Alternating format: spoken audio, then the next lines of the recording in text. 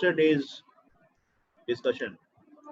याद है हम लोगों ने लास्ट क्लास में डिस्कस किया था stratification, and we discussed that the society was divided. Society was divided into number of different groups, and you cannot think of a society जो कि egalitarian हो, जहाँ की हर एक लोग एक ही लेवल पे हो. ऐसा हो ही नहीं सकता है. कोई ना कोई बहाना खोज लेंगे हम लोग, वो कोई भी क्राइटेरिया हो. We create the divisions. कहते हैं ना, we are born equal, but we ourselves have divided people into different groups. तो कोई ना कोई बहाना बनाकर हम लोग उसको क्लास सोसाइटी को डिवाइड करने ही वाले हैं. Now, moving on, we are still entering into the room.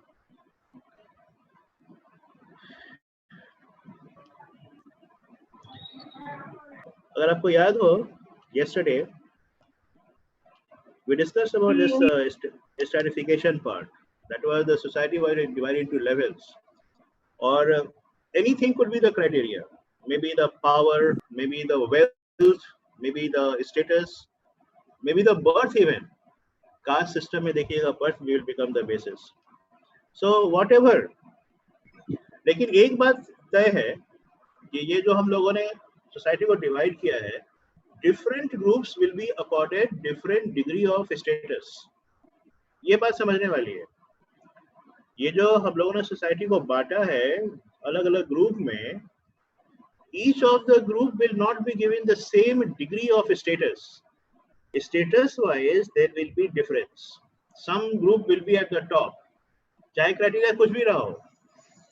Maybe जहाँ gerontocracy होता है, वहाँ age is considered to be the most important virtue. जो लोग aged होते हैं, they are given the most importance. ऐसी भी societies हैं. तो वहाँ age becomes the criteria. The one who is maybe a senior citizen is given the most of his status. It all depends. आलू बैंगन का सब्जी, चावल. तो make sure कि कल दोनों टाइम भात बनने की, रोज दोनों टाइम भात बने. So make sure कि कोई ना कोई क्राइटेरिया तो आपको आप बना ही लेते हैं किसी भी क्राइटेरिया की वजह से. उसी कॉन्टेक्स्ट में हम डिस्कस कर रहे थे कि ये जो क्लास है या सोसाइटी को आपने डिवाइड किया है, ये हो सकता है क्लोज सिस्टम या हो सकता है open system. Yes please. Sir कुछ लोग मीटिंग हॉल में हैं, वो लोग बोल रहे, मैसेज कर रहे हैं कि सर को बोलो अलाउ करें. अच्छा. नेटवर्क प्रॉब्लम पर. Okay, thank you.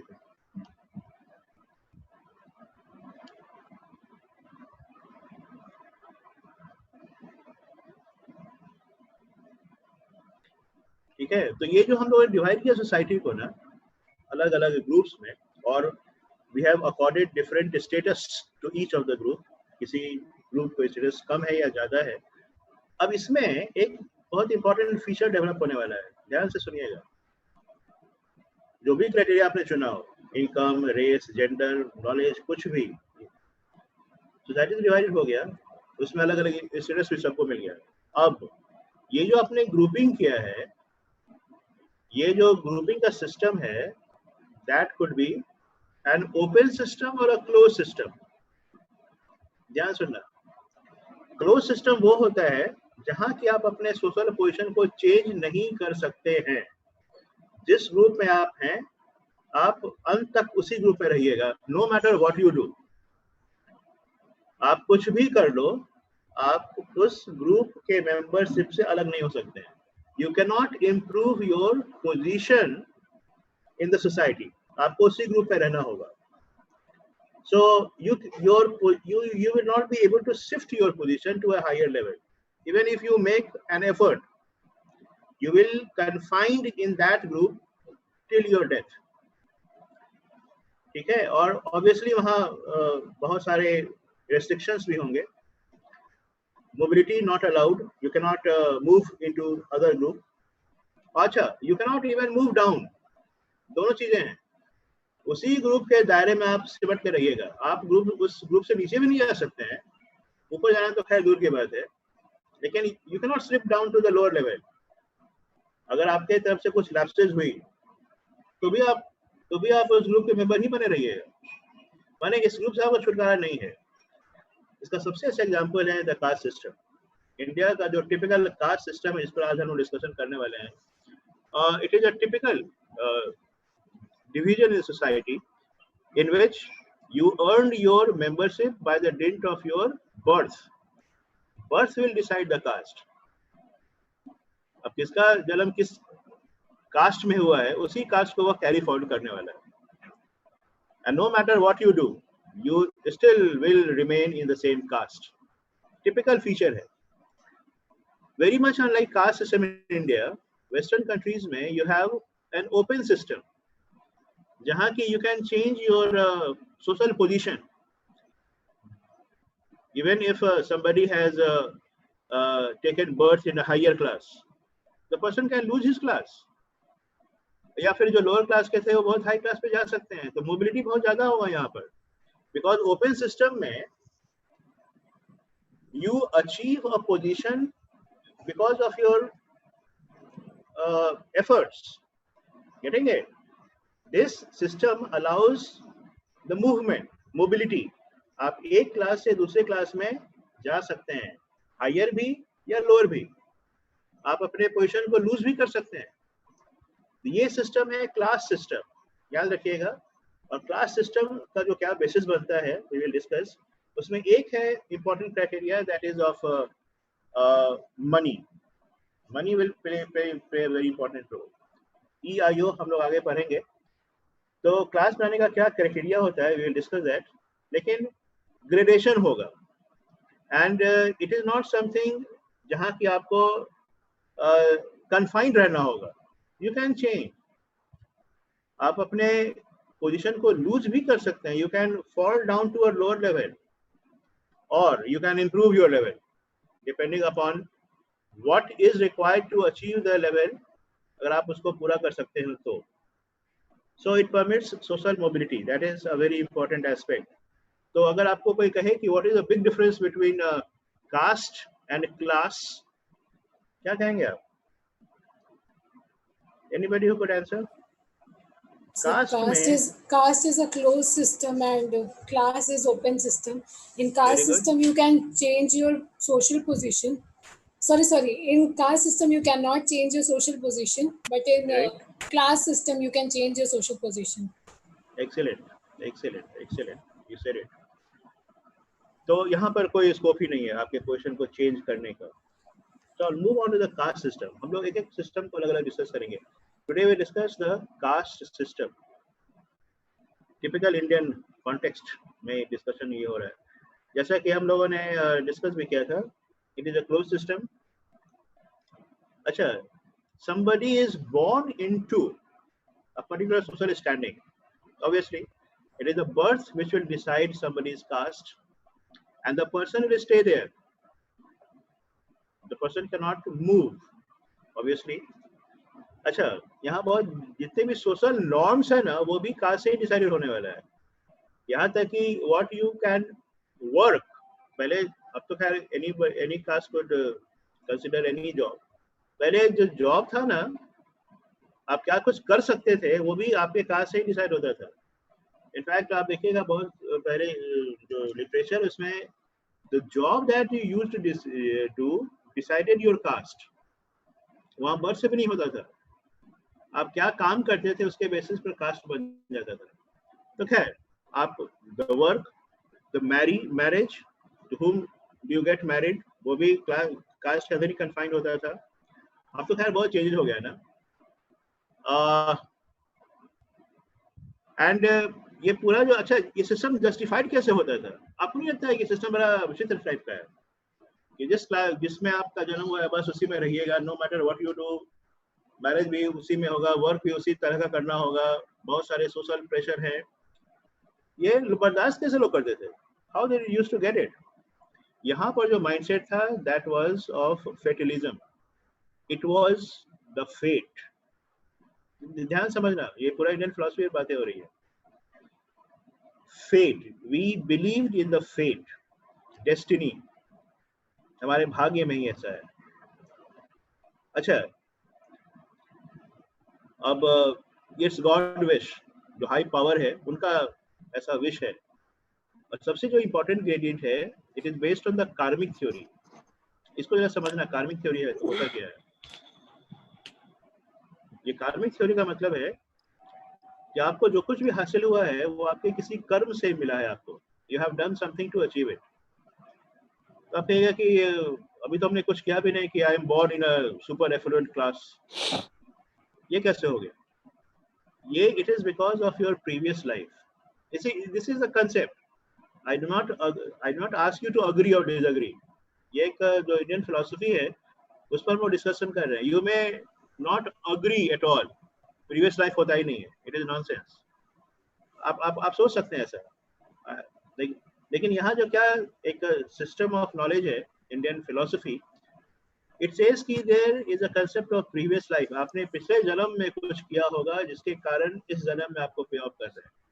तो आप कहते हैं कि भाई इस जन्म में तो बहुत कुछ अच्छा करे, तो मेरे लिए अच्छा क्यों नहीं हो रहा है? तो पिछले जन्म का जो फॉलोआउट्स हैं, जो रिजल्ट्स हैं, जब तक वह हासिल नहीं होगा, यानी आप अभी अच्छा काम करके अपना फ्यूचर संवार सकते हैं। ये कंसेप्ट है, ये सोच है। और यही सोच ने इस सिस्टम को आज तक जिंदा रखा हुआ है। कास्ट सिस्टम कैसे जस्टिफाई, कितना रिडिकुलस है कि हम पर्टिकुलर कास्ट में है, इसी में रहना होगा, I can not change my caste. ये बिकॉज ऑफ दिस बिलीफ कि there is a typical outing called fate, there is bhagya. हमारे भाग्य में इस कास्ट में जन्म लेना था, तो हमने लिया। I should not grumble, I should not grudge, मुझे कोई कंप्लेन नहीं होना चाहिए। तो यही सिस्टम ने यही सोच ने सिस्टम को बरकरार रखा है। याद रखना, ये कार्मिक theory, result of previous life, यानी आपको जो कुछ भी हासिल होता है वो आपके किसी कर्म के कारण होता है ना। जैसा कर्म करेगा वैसा फल देगा भगवान। तो कर्म जो करेंगे वैसा ही फल मिलेगा। अब ये कर्म जो आपने किया है, हो सकता है जो प्रीवियस ईयर्स का कर्म आपका है, दैट इज पेइंग ऑफ। आपने शायद पिछले दिन बहुत अच्छे काम किए हो जिसके कारण आपका जन्म एक ऊंचे कास्ट में हुआ है। ये सोच है, तो टिपिकल वन। इसलिए अगर आपको नेक्स्ट कमिंग लाइफ में बेहतर करना, अच्छे पोजीशन पे जाना है, तो आप इस जन्म में अच्छा काम कीजिए, it will pay you of. और वैसे होता है न्यूटन का जो थर्ड लॉ है, action reaction, every action has an equal और अपोजिट रिएक्शन। तो जो आप रिस्पॉन्ड, जैसे आप एक्शन करेंगे ना, मेरा एकदम दाल भात चोखा बना देना।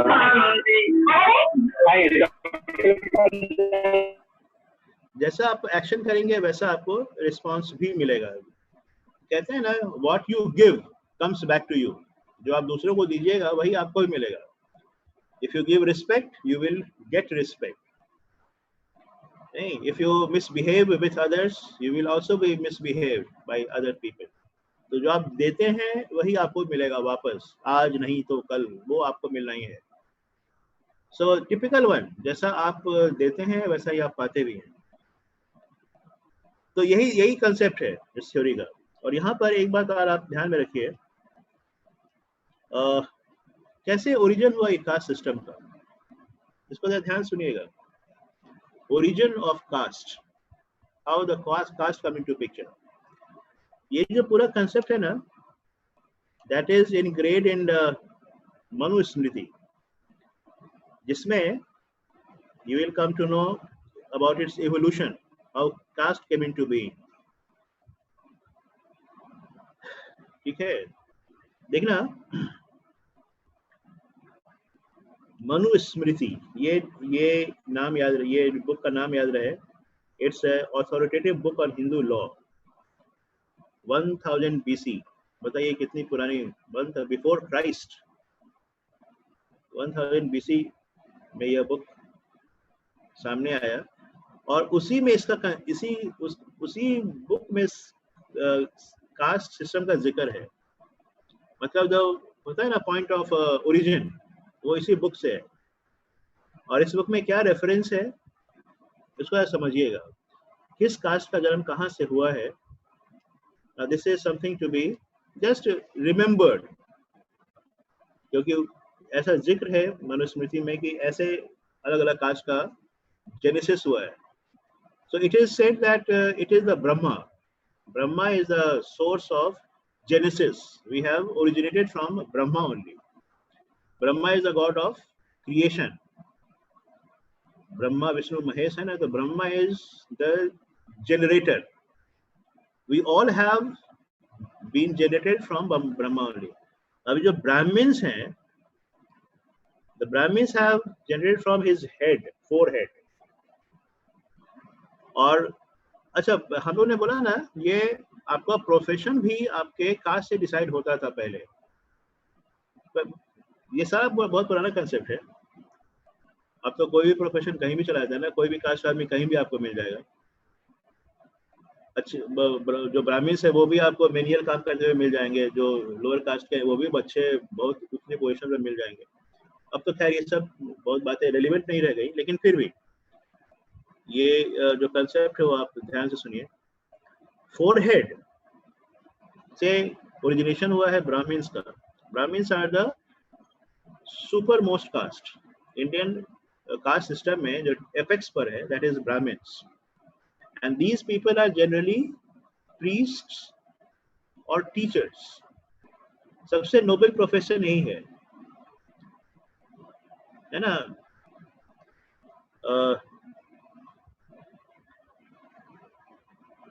गुरु गोविंद दो खरे. तो जो टीचर्स का जो लेवल है वो भगवान से भी ऊपर रखा गया है. सो यहाँ पर the Brahmins, the super most, arms से जन्म हुआ है क्षत्रियस का. They were the warriors, they were the rulers, they were the kings and the warriors. The warrior class होता था क्षत्रियस. वैश्यस का जन्म थाइस से हुआ है, thighs. And these people were traders, basically, merchant, and even farmers भी. और जो टोज है, टोज से जन्म हुआ है शूद्रस का. And शूद्र was the laborer class. बहुत कंफ्यूजन है यहाँ पे. शूद्र का मतलब आउटकास्ट नहीं होता है. शूद्र का मतलब होता है लेबरर्स, जो मैनुअल काम करता है. That is called Shudra. और Shudra is the last caste in the hierarchy. ये हायरार्की 4 है. और इसके जो बाहर हैं, जिसको हम लोग बोलते हैं दलित्स या अनटचेबल्स, आउटकास्ट. मतलब वो इनका जन्म हुआ ही नहीं ब्रह्मा के तरह किसी भी बॉडी पार्ट से. And they are the ones who do the most menial job. जैसे स्ट्रीट स्वीपर्स या फिर लैट्रिन क्लीनर्स. ये तो जो सबसे मीनियल काम होता था ना, वो करते थे. इनको अछूत कहते थे, आउटकास्ट. ये कास्ट सिस्टम के बाहर हैं. तो ये 5वां लेवल है जिसका जिक्र ही नहीं है. 4 ही लेवल है, क्योंकि चारों का जन्म हुआ है ब्रह्मा के किसी न किसी बॉडी के पार्ट से. 5वां तो इसके बाहर ही है. अब कितना ज्यादा बताइए डिस्क्रिमिनेशन है. अलग अलग ग्रुप में बांट दिया लोगों को, और आपको रहना भी वहीं पर है जहां कि आपका जन्म हुआ है. और यही कारण है कि इंडियन सिस्टम इतने सालों के बाद भी बहुत ड्रामेटिक चेंज नहीं हुआ है. ये क्या कारण है, इसके पीछे हम लोग इसको भी डिस्कस करेंगे. लेकिन अभी आप इतना समझ लें कि the society, Indian society is divided into number of castes which is said to be originated from the different parts of the body of the creator, the Brahma. और इसी कॉन्टेक्स्ट में we discuss कि ये जो, अच्छा ये class system, ये तो कास्ट सिस्टम की बात हो गई जिसमें हम लोग फिर आएंगे बाद में. क्लास सिस्टम क्या है, जो कि आपको मिलेगा वेस्टर्न कंट्रीज में, यूएस में, यूके में. It is based on social factors and individual achievement. क्या मतलब? There are certain criteria which will decide which class the person belongs to, and it all depends on you. If you can achieve them, you can improve your class. ठीक है, तो इसको लिखिएगा एक in fact ये line, class is a set of people. Class का मतलब क्या हुआ? Class is a set of people who share similar status,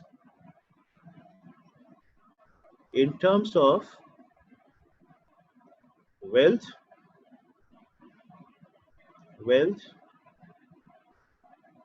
income, education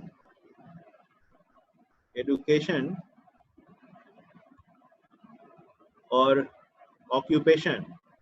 अच्छा, ब्रैकेट में लिख लीजिएगा कैपिटल EIO, ब्रैकेट में लिखिए EIO, और यहाँ EIO का क्या मतलब है? हाँ, सब कैपिटल में रखिएगा, EIO सभी कैपिटल रहेगा. अब EIO जो है ना, वो एक इंडेक्स है, एक ऐसा इंडेक्स है जो आपके सोशल क्लास के बारे में बताएगा कि आप किस सोशल क्लास को बिलोंग करते हैं. वो EIO से पता चलेगा. EIO का यह मतलब है एजुकेशन, इनकम और occupation. Education, income and occupation. अच्छा, ये एजुकेशन, इनकम और ऑक्यूपेशन एक दूसरे से को रिलेटेड है, right? Income, occupation and education सब एक दूसरे से को. कैसे? जनरली जिनका एजुकेशन हाई होगा, they will be getting a better job and there income will be more. तो ये एक दूसरे से इंटरलिंक्ड है, इसीलिए तीनों मिलकर एक इंडेक्स बनाएंगे जिसके बेसिस पर आप किसी के सोशल क्लास को जज कर सकते हैं, क्योंकि एकदम कोरिलेशन है. नॉर्मली यू विल फाइंड कि जिनका एजुकेशन हाई होगा उनका ऑक्यूपेशन भी बेहतर होगा, और यहाँ कोई जन्म से कुछ डिसाइड नहीं होगा because you have taken a birth in a particular caste, तो आपको उसी कास्ट में रहना है, वही प्रोफेशन के साथ कन्फाइंड रहना है, ऐसा कुछ नहीं है. क्योंकि anybody could avail better education. नहीं, मान लो कि वो आदमी बहुत गरीब परिवार का ही होगा, लेकिन उसने उसका एजुकेशन बहुत सही है. This person could attend higher levels in the society. या कोई बहुत ऊंचे खानदान में जन्म हुआ, बहुत अपर क्लास में इसका जन्म हुआ हो, द पर्सन डिड नॉट पे, नीचे चला गया. तो दोनों चीजें हो सकती हैं. Next part is people can enter into exogamous or endogamous marriages. Exogamous मतलब अपने क्लास, हाँ, डिफरेंट कास्ट में मैरी करना, डिफरेंट क्लास में मैरिज कर सकते हैं. Right, very good, very well said. ये बात कास्ट सिस्टम में नहीं थी, आपको कास्ट में ही मैरिज करना होता हो. या फिर एंडोगेमी भी है, जैसे कास्ट में एंडोगेमी होता है, विद इन द कास्ट आपको मैरिज करना होता है. यहाँ आपके पास चॉइस है, it is your choice. You can get married to anybody you like to, whether the partner is from within the class और फ्रॉम आउटसाइड द क्लास. यहाँ कोई रिस्ट्रिक्शन नहीं है. ये रिस्ट्रिक्शन था केवल कास्ट सिस्टम में, जहाँ की आप you had to choose your partner from within the group you belong to. यहाँ पर ऐसी कोई बात नहीं है. You can get married to anybody you like to, चाहे वो विद इन द क्लास हो या आउटसाइड द क्लास हो. And final word, meritocracy. ये टिपिकल वर्ड है. एक होता है जेरियंटोक्रेसी. जेरियंटोक्रेसी मतलब, क्रेसी मतलब rule. Who will rule? Who will be calling the shots? Who will be giving the most importance? Cracy मतलब होता है रूल. कहते हैं ना डेमोक्रेसी. डेमोक्रेसी क्यों? डेमो मतलब पीपल, लोगों का रूल. डेमोग्राफी होता है ना, पढ़ा होगा शायद कभी. Demography is the characteristic features of a population in statistical terms. Demo मतलब पीपल, याद रखिएगा. तो डेमोक्रेसी मतलब rule of the people. People will decide who will be ruling them. उसी तरह से जेरियंटोक्रेसी, वहाँ जो एज ओल्ड पीपल होते हैं ना, वो रूल करते हैं। जितना ज्यादा जिसका एज होगा ना, वो रूल करेगा। जैसे maybe in the case of China, gerontocracy, Japan, तो ऐसे जगह ना आपको मिलेगा वैसे रूल। तो खैर, organization will society will decide कि what will be paid importance to। लेकिन यहाँ क्लास सिस्टम में मेरिटोक्रेसी है। कैसे? जो मेरिट जिनके पास होगा वो अपना पोजीशन को हाई कर सकते हैं, जिनके पास नहीं होगा वो लूज भी करेंगे। तो टू वे यहाँ पर मूवमेंट होने वाला है। What does that mean? Personal effort और merit determines your social standing. ये जो पर्सनल एफर्ट है, if you are willing to make an effort, getting it, if you are willing to make an effort, your social standing will shoot up. You can elevate your position. आप अपने position को improve कर सकते हैं if you are really willing to make an effort to achieve the same. ठीक है? तो अपने social standing को आप better off कर सकते हैं according to this concept. Now moving on, let us have few more discussion on this class system. हम लोग we are continuing with class only. और कौन एंटर किया अभी?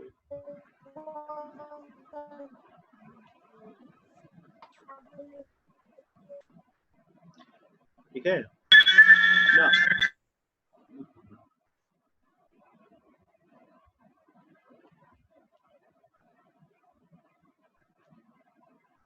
Now let us continue with the class system. अभी जो हम discuss कर रहे थे,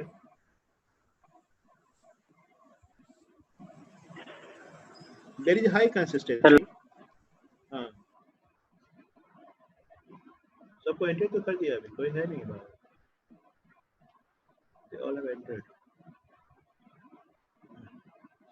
तो ये जो क्लास सिस्टम है ना, बेसिकली आप इसको 3 पार्ट में बांटते हैं normally.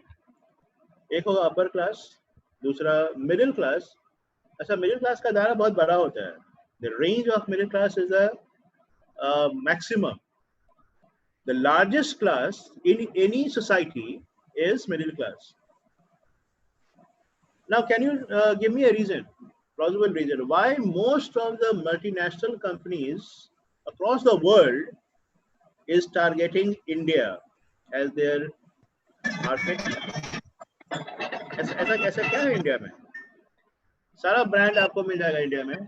Every business organization is very concerned about targeting India. क्या सोचते हैं? What do you think? Most of the multinational companies have either entered or on the verge of entry into the Indian market. Indian market has become very dominant force. बस एक कारण है क्या? The great Indian middle class. ये class इतना बड़ा है, full of aspirations. Aspiration क्या है? They want to elevate their position to the upper class. अच्छा देखना, हर एक जो क्लास है ना, उसमें जो हाई लेवल क्लास होगा वो लोअर लेवल के लिए रोल मॉडल बन जाएगा। जैसे middle class will try to elevate their position to higher class, वो हायर क्लास को अटेंड करना चाहेगा।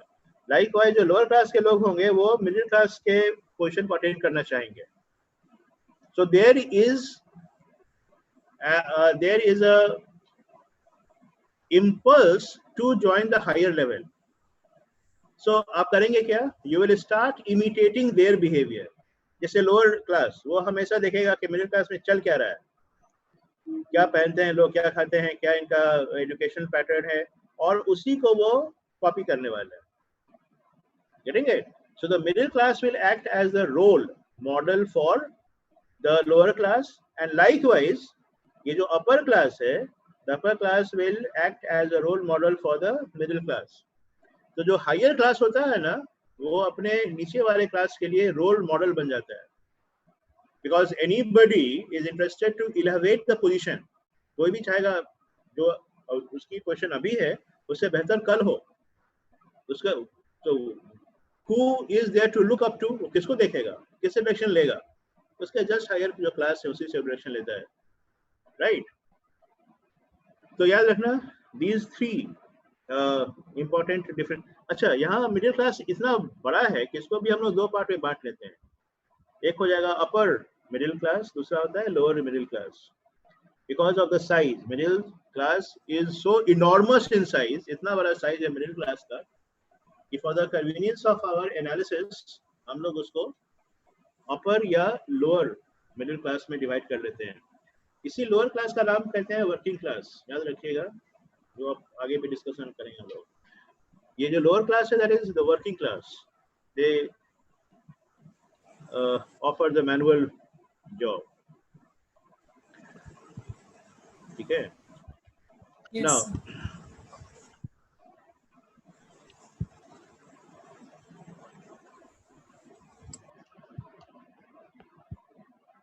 class system, let us continue with that, the last part of the discussion. Obviously, we discussed it is marked by social mobility. One can change its position in the social stratification system. A society which is a stratified society, which comprises of different levels, you are prone to change your position. Either you will be attaining a higher level or a lower level. नहीं, अच्छा, you can also lose your social class. You can also lose your social class. If you get a higher class because of your effort, you can also miss your existing class if you lose out. जैसे मान लीजिए somebody was super rich, लेकिन अपने से पूरे पैसों को बर्बाद किया, maybe betting किया, horse पर या whatever. अब उसके पास पैसा नहीं है, तो वह पोजीशन उस आदमी का ना क्लास फिर नीचे चला आएगा. The person may slip down to lower class, or even maybe the middle class, maybe lower class, whatever. So as long as you have what is required to attain the social class, you can maintain your position only till that point of time. जब तक वह आपके पास है जो किसी social class को maintain करने के लिए जरूरी है, तभी तक आप उस क्लास के मेंबर बने रह सकते हैं. नहीं तो फिर आपका मेंबरशिप आपके हाथ से निकल जाएगा. इसलिए मोबिलिटी इज द कैचवर्ड. और यह मोबिलिटी दोनों तरह की we discussed. Upward mobility when you attain a higher level. जैसे मान लिया एक मिडिल क्लास का या लोअर क्लास का बंदा वो चला गया हायर अपर क्लास पे, तो अपवर्ड मोबिलिटी हो गई. और अपर क्लास का जो था इंडिविजुअल वो स्लिप कर गया, मिडिल क्लास में आ गया या फिर लोअर क्लास में आ गया. That was called slippage. तो आप अपने क्लास पोजीशन को लूज कर सकते हैं. This is what we call slippage. Slip कर गए, यू मूव्ड इनटू. लेकिन कास्ट सिस्टम में ऐसा कहीं कोई अरेंजमेंट है ही नहीं. आप उससे नीचे तो बिल्कुल जा ही नहीं सकते. Everything is fixed. इसलिए कहते हैं डेस्टिनी. डेस्टिनी क्या है? Everything is decided. Getting it? Yes, sir. अच्छा, how many of you believe in destiny, and how many of you believe कि नहीं, I am the one who could make the difference? Do you believe in fate?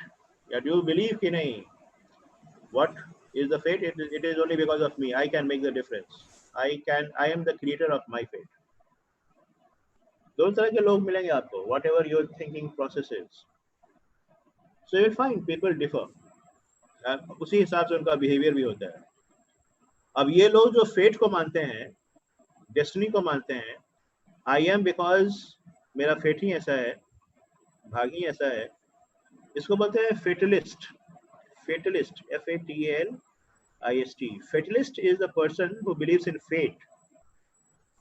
और fate जो है, the destiny, everything is preordained. सब कुछ पहले से decided है, एंड आपको वही रोल प्ले करना है. होता है ना किसी फिल्म में, the director जो कहेगा वही आपको रोल प्ले करना होता है. So you are enacting the role which you have been asked to do.